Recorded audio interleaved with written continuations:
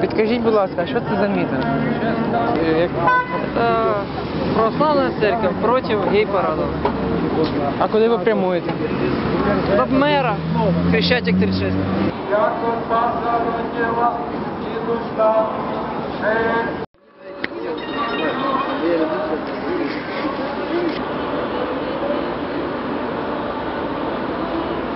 Хресний хід проти плануємого у травні місяці гей-параду організації ЛГБТ.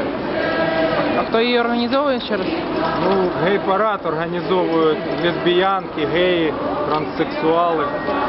Ось проти цього, щоб цього неподобства не було. А скільки вас сьогодні приблизно зібралося? Ну, близько 10 тисяч. Вот все подписи, вы видите, вот все люди собирают подписи. Вот.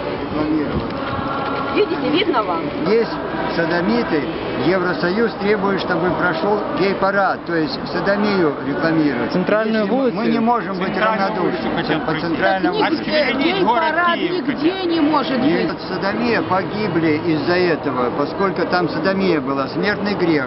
Господь наказал содомию. За это погибли полностью, уничтожил. И будет уничтожена и наша страна, духовно, по крайней мере, уничтожена. Это проверка. Грех ложится на весь народ. Если мы равнодушно к этому отнесемся параду, не будем протестовать, то будет наказан весь народ. Пусть люди вспомнят недавно, несколько лет назад, в Америке Новый Орлеан затоплен благодаря этим голубым.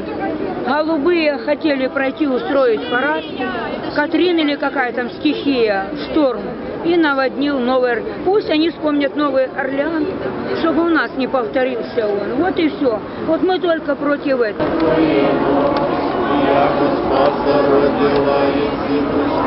Ми проти не зібралися проти того, що не було електронних паспортів, тому що це число антисемітизму там величі.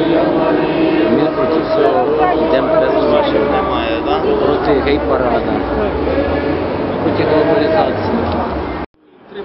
Батюшку только возьми, я Хотя бы Возьмите, батюшку. Богородице, Дева Мы хотим, чтобы наши дети были содомиты. Мы хотим, чтобы наши дети были нормальные, имели нормальные семьи. Жили благочестиво перед Богом. Чтобы были нормальные семьи. И чтобы не вымирала наша Россия, Украина и Беларусь. Чтобы наша земля продолжала свое процветание. В Библии написано в Старом Завете: «Истреблю из рода человеческого». Уже Гомор и Содом и Гоморра уже уничтожены. Мертвое море есть. Пусть посмотрят историю, что Господь дает нам за вот эту содомию. Со всех городов. Из Запорожья, из Донецка, отовсюду. Из Крыма. Я вот из Крыма. Вот, все. Так что отовсюду.